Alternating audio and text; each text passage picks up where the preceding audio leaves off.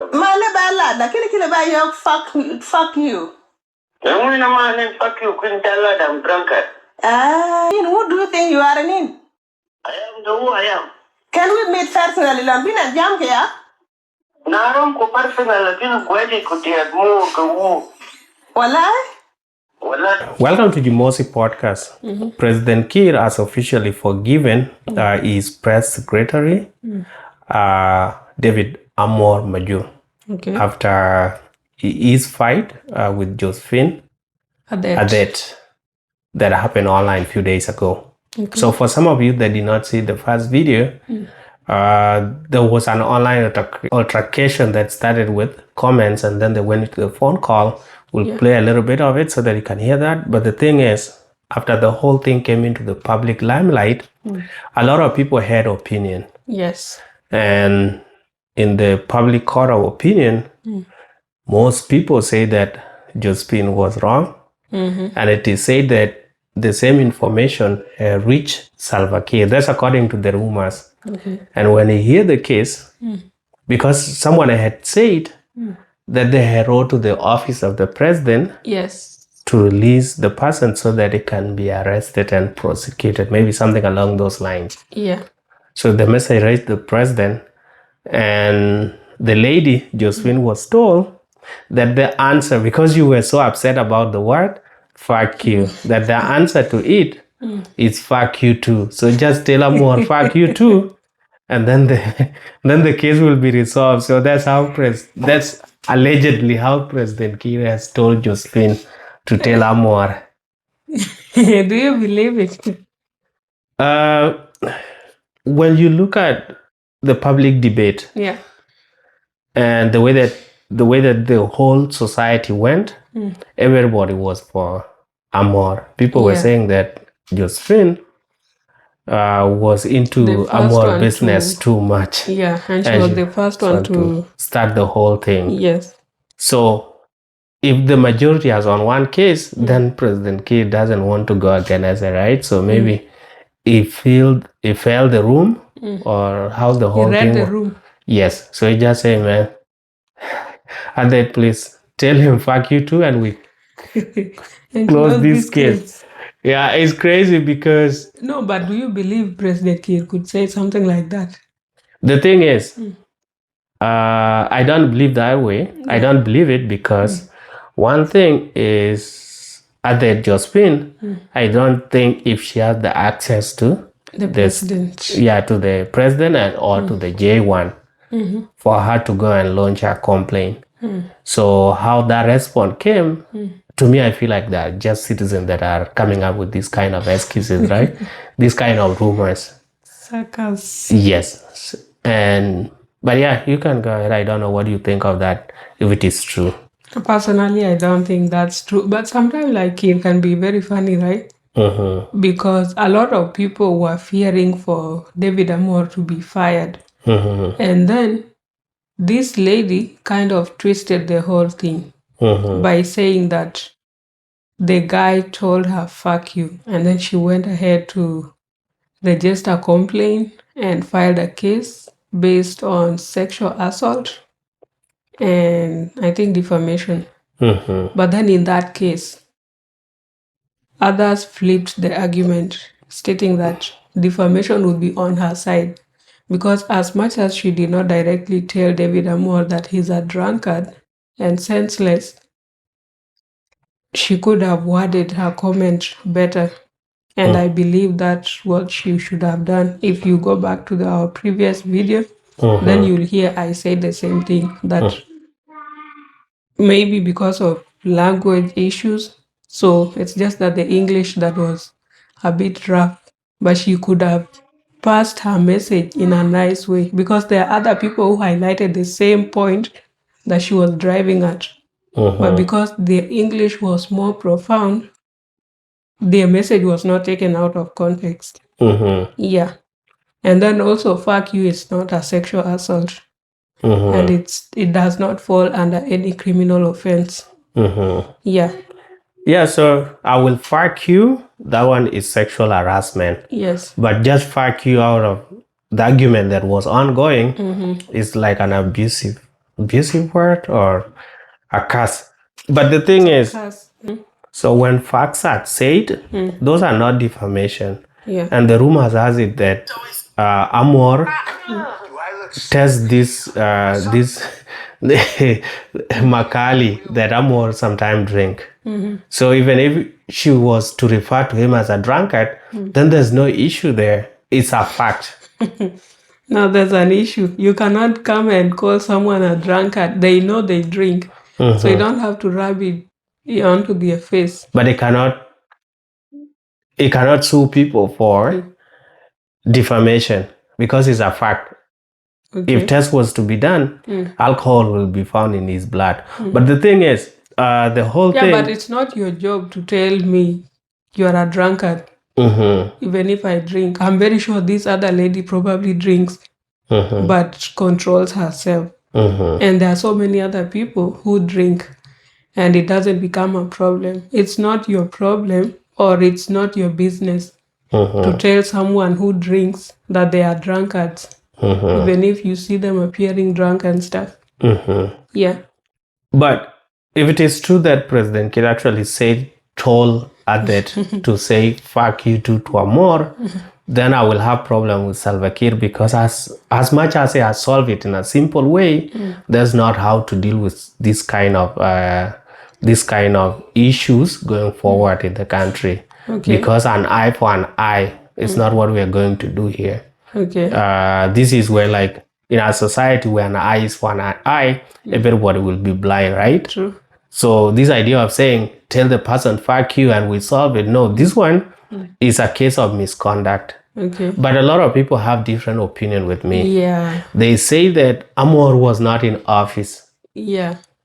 But I don't know how much I'm going to explain to them that as much as Amuor was not in office, for them to understand is that Amuor was not in office, but it was talking on an issue that resolved about office-related issues. Yes. And directly about his employer, who is Salva Kiir. So when the vice president is being summoned as per the person that started the whole thing, then he said, instead of just summoning only one, start with Kiir, who is his employer, and 4 others. Yeah. The topic that he has brought in concern his employer. Yeah. And he's still in that office. Yeah. Take, for example, if Amuor was dealing with his personal issues at home, with his wife, with his whatever, personal issues, and then they had a fight with somebody, will not say that he has have some misconduct about it. Those are his personal issues. They don't relate to the work. No, but if he ends up battering the wife, that would be a domestic abuse, it will be handled in a different way. Yeah, but then it can actually affect his own job. We're not saying that's what he did or that's what he has done or would do. But then in case, like, let's say a civil servant who is violent to even their own spouse or children, they might end up getting fired because the government tend to put itself as this agency that does not associate with some vices in the community. Yes, there will be a different case. So it will depend what is happening in his personal life. Yeah. If he was to kill somebody, then that will be a different case. True. But let's say it was a community-related issue, that he was commenting about a certain issue with another community, but he was not putting it in a negative way. But then people had an argument about it. But if it is a violence, violence has... Nobody tolerates violence, right? Yeah. So that one, it will be a different case. Yeah. But in this case, but I don't blame them, because in a society where we are, that's how they solve these things. And most of them do not know about code of conduct in the public service. True. So they feel so long as you are not in office, if somebody comes to you the way that they're coming, you're just going to respond that the way you want. Yeah, I actually found that to be what a lot of people thought. Because some people are saying, but he did not say that while he was at work. It's not like he was heard saying something like that during that 9 to 5 window when he's working. It is something that he just typed on his social media and stuff. But then if you actually look at some of these code of conduct of civil servants and their expectations, it affects even how you conduct yourself on social media. There are some things that you cannot comment on, even just broad issues that don't directly affect your boss. You can't say anything about them, or you can't write about them. Yes, and if possible, you are not allowed to identify yourself as a public servant. Yes. If possible, you keep it private to yourself. You don't let the public know because of different reasons. But again, some people were saying this is not a Western wall. This is South Sudan. But when is South Sudan going to land? Because South Sudan is not an isolated village where they're isolated somewhere and then they're supposed just to deal their issues. On their own, a jungle rule. Sometimes, yes, some of things might not be there, but you should be willing to learn on how to live. Because these code of conduct are good for everybody. True. And the reason why public servants are held to high standard of code of conduct is because they are paid by the taxpayers' money. Yes. These are not private offices. So when we pay you to be in that office, then you should not be abusive toward us, the people paying the taxes. People who are paying your salary. Yes. Not just taxes. Because if you say taxes, people will just assume you're just paying taxes, but that tax goes what is it used for? Goes in as the expenses for the government, which go into your salary. So this is why public servants are expected to hold themselves to that high standards when it comes to code of conduct. But everything takes time, so we can't really force everybody. But you guys should be willing to learn other things. Yeah, it's not everything that happens in the Western world or in the first world countries or in the developed or more developed countries that you should always copy. But there are some good things that happen in these countries which people should aspire to practice them. Yeah, like I don't know. I think it's just that people don't read to understand. A lot of people read to comment. So just read, brush through it, and then you don't see anything wrong with what Amuor had posted. Yeah. Yeah, it's difficult for other. And it doesn't matter like how much you are going to tell people to get the right point. They're still going to brush it off by saying this is not the Western world. You guys keep yourself to those standards and so kind of things. But based on some of the things that surface, as you have seen, people were saying that this issue of Amuor and Josephine Adhet has not started on that specific post. Yes. It has been ongoing issue that there have been some kind of backstabbing or attack unknowingly. Can you shed some light on that if you know more about it, please? Yeah, okay. So back in May, Amuor had posted a photo of himself and Bolmil. I think it was following one of Bolmil's appointments. Because he had like 2 appointments, right? I think it was when he was finally appointed into the deputy chairperson of SPLM IG. And Amuor captioned that every dog has its own day. And then this girl went under the comments, and she did not actually comment only once. That is Josephine Adhet. She commented saying, let me get that clear. Okay, so she said, "Can you have manners for now?"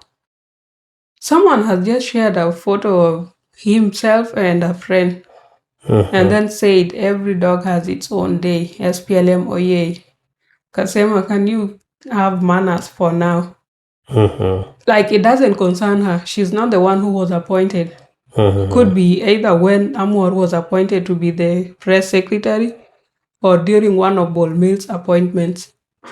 And that's not the only comment he left under that post. She also wrote, "Keep writing on reasonable things." I think she meant keep writing on unreasonable things. And then people were just there congratulating Bolmil. So I don't know, like, why she was so pissed that this person is posting with someone that he knows or someone they have interacted on so many levels, because prior to being appointed into the economic cluster as a vice president, Bolmil was still working with Kiir as the presidential envoy on special programs. So that's someone that was very close to J1. And then if it happens that Bolmil and Amuor have some history, or they are from the same place, or they've known each other, then there's nothing wrong. Like, I didn't see anything wrong with his caption and the photo he had shared. So this girl, I don't know why she went to somebody's post and then wrote her things. So people say she was trying to corner him, and finally she got him. Yeah. But there was this other trick to the story itself, or people saying even Josephine Adhet herself is a public servant. It's not only Amuor that is a public servant. So we are talking of public servants and code of conduct. We should throw Adhet in there. She's also not allowed to attack other public servants. Yeah. To How your is she knowledge, a public servant though? Nobody explained that. Okay. Because I saw some people making some guesses that she worked at the office of Ayana Mayardit, First Lady. I don't know how true is that story. Okay. And if she worked at the office of the First Lady and this guy worked at the office of the President, The first man. are they not supposed to have respect Collaborate. for each other and collaborate on some issues? Because They should. if the one working with the mama are attacking the one working with the father, then it doesn't sound well, right? So it seems like there are some people that are preaching onto one person what to do with the other person on the other end. Yeah. Or they don't consider it that way. They just look at it as a government. And if you hate somebody, you want to get them out of that position as soon as possible. Yeah. Like, no, this other should just tame herself a bit. At least. So From what a lot Amuor of people issues. say, from that and other issues too, because I've seen her handling a lot of cases, which is really good, because some of these cases are like sexual assault cases, cases of gender-based violence, all those. And I think people are saying she's a public servant probably because of being a lawyer. So as a lawyer, you serve the public.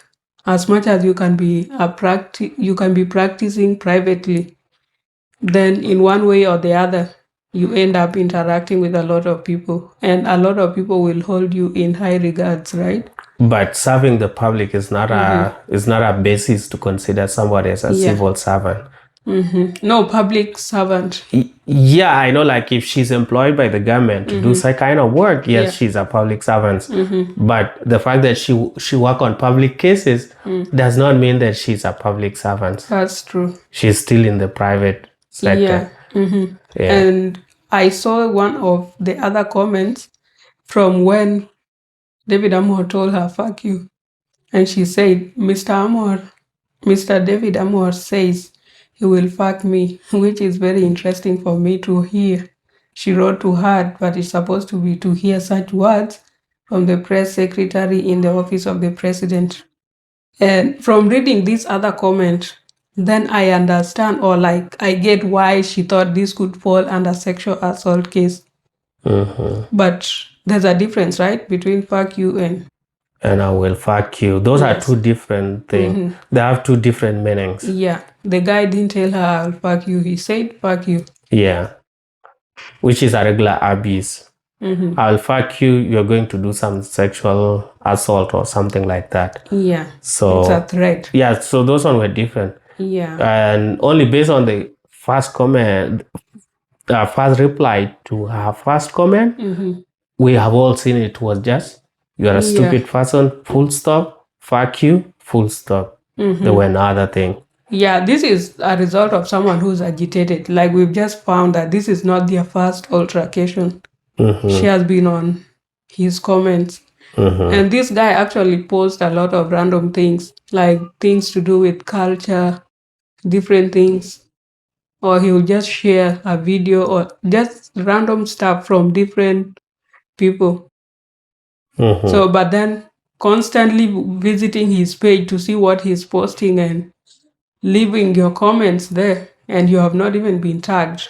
That's unwarranted. Yeah. It's like you're playing the lawyer card. You know, these people who have lawyers. If you do something to them, I will talk to my lawyer. Yeah. So now she's the lawyer, so she wants to kind of intimidate. And I guess that's why Amuor was saying in that audio that I will not be intimidated, or you cannot intimidate me. Yeah, it's crazy. Whatever, if the case has been officially resolved by President Kiir by telling Josephine to to reply to Amuor by fuck you too, then yeah, it's already done and dusted. Okay. And it's good that we'll move to the next one, but it backfired badly on Josephine. Yeah. Because people took her voice their conversation audio, and people were making TikTok videos with it. And people did not sway one way or... Yeah, people were not swayed into her direction. Yes. And there was another issue that I observed too, that people were putting it into gender case issue. Yes. That it was men versus women. This one has nothing to do with men and women. No, I feel like I understand those who put it that way, because this lady used sexual assault. And in this case, no one except her. She's the only one who thought this could fall into the category of sexual assault simply by being told, fuck you. So I guess that's why people are making it seem like, because if you are a woman and you put your case in such a way that it has something to do with gender or sexual assault, then people are more likely to be compassionate towards you, and they'll be more empathetic, and then they'll automatically go against the boy child. That's why it backfired. But in this case, if it was put in that category of male versus female, then the person that I will blame in this case is going to be the officer that took information down and gave arrest warrant. Because if somebody come with you and give the reason why they are opening a case, as much as you are not going to solve it, you have to look through it. Are these one real charges? Because if you are going, okay, this is sexual whatever, harassment or whatever that they're going to claim there, but then you have to see what did they say. They say fuck you, and what was the context of the conversation. I feel like the officer that was taking information was a little bit not learned compared to the lawyer that came. That's what I wanted so to say. He took the word of the speaker or the lawyer as the final word and as the final interpretation of what that statement mean, and that's why he went ahead and issued that that document, the arrest warrant. Can you imagine if a lawyer is to come to you, to your office, and then they tell you somebody has done this and this to me, and they come quoting the section this of the Penal Code of this year, then obviously you'll take their words, right? Because you're just a police officer. You have not studied the Constitution. You probably don't even know where that section exists or the legal framework. You have no idea. Very clueless.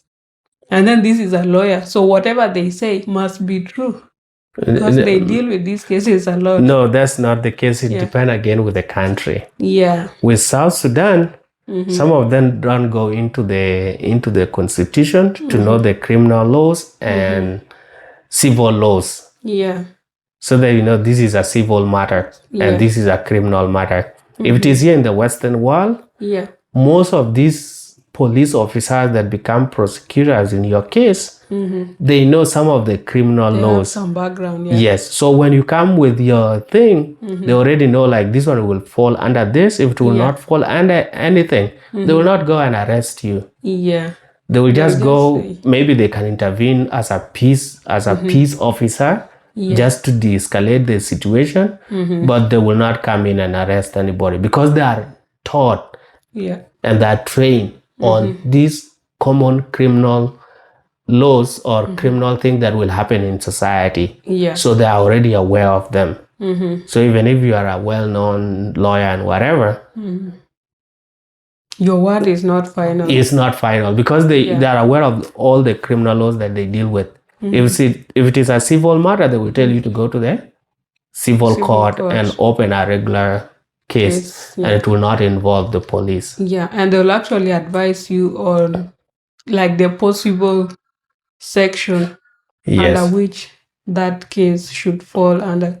Yeah, and also like this lady, like I said earlier, she misunderstood the reply and she was commenting with a lot of emotions. That's why she went ahead again to make another comment on the same post saying that Mr.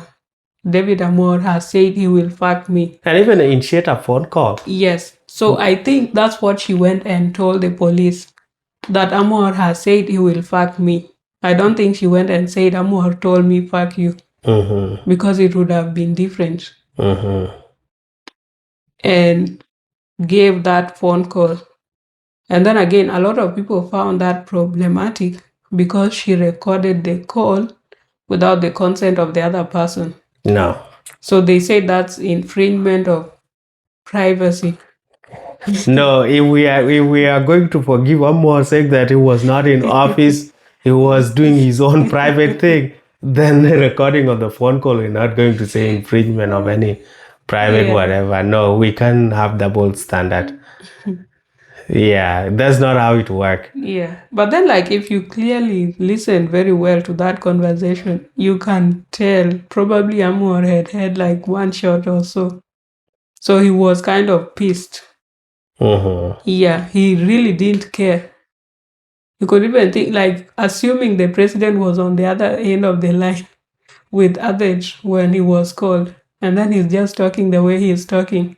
In addition to that post that he had posted, he would be fired by now. Yeah. They would be swearing in another press secretary by next week. Yeah. And I don't know if you are aware of this, that there was a game today between DRC Congo and South Sudan. Soccer. Football. Where? In Juba? In Juba. Okay. And South Sudan were beaten 4-1. 4-1. And guess, that's 3-0. Kiir had went yesterday to give them the motivation. And they were still beaten. One day motivation. No, one day motivation is not enough to change a mediocrity that has been ongoing for the last 12 years. If you didn't practice and you don't have the right players, it's not going to help. Yeah. And there was this other thing that people were saying that Congolese has used juju. You know, that's bullshit. Because the thing is, there's no juju. Because a few weeks ago, Kenya played with Congo. And Kenya beat them 1-0. We love that Kenya used juju from Kitui or Kisii. But we have our juju in South Sudan. From where? We have our juju that is saying that there are certain communities that have it. Why didn't we use it? But there's no juju. Because if there was juju, they will be using it in their country to stop the war or to kill some of the leaders that are killing people. But maybe that juju doesn't work for that. It works with these small. It was only the soccer. Like you need to win, okay, go win. Because I remember, I know you know Ghost Mulei, right? Yeah. Yeah, he used to be a coach for the Harambee Stars in Kenya. Yeah. Yeah, he said one time they were playing, I think with Congo or Nigeria. And then they had brought the juju man to the field. And they did some rounds that every time you kick the ball, the goalkeeper would see a stone coming. And I help and then naingia goal. Yeah. So the way he was putting it, it was really funny. It's like they believe juju practices in football. No, those ones are very gone. practical. These people, there are some of African countries that even go to World Cup, especially from West Africa, and they don't use juju to win the World Cup. African juju cannot work on Kawaja. Yeah, so there was no juju to me. It's just that our players, no, they have not been having the right training. Yes. And I don't think the people that are playing for Bright Star, which is the South Sudan soccer Football team. are not the best. Sometimes these people are selected based on, I hear a lot of, is it called nepotism, favoritism? You know so and so, so your uncle will bring you into the national team. That's not how it works. A lot of people were complaining of most of these sports being Dinka and were dominated. But then sometimes it's not about representation. You're looking at the best brains in something or people who have the best talent and skills. It's not like we have to have Equatorians, Dinkas, Nuers and stuff. Even if, let's say for football, you're going to go with all Equatorians and those are the best people with the right skill, then it's fine. At the end of the day, they're representing the country, not the Equatorial region. Yeah, the same applies to any other tribe. If you have more of this tribe, it's not because they were selected for being from that tribe only. These people are selected because of their skills and talent. No, that's how it's supposed to work. But for now, a lot of people believe that most people being appointed, even like in this talent thing, some people are just being favored because of who they know. Okay. So I can't really dispute. Discredit their accusation because our people are not being fair at the moment. So we'll just leave it there. But so that was our World Cup qualifiers. People qualifying for World Cup and we were beaten. Like the World Cup. Yes, qualifiers. So there will be African countries that will be qualifying from Africa to play in World Cup in 2026. Okay, that World Cup is in the US actually, right? It's in North America, Mexico, Canada, and US.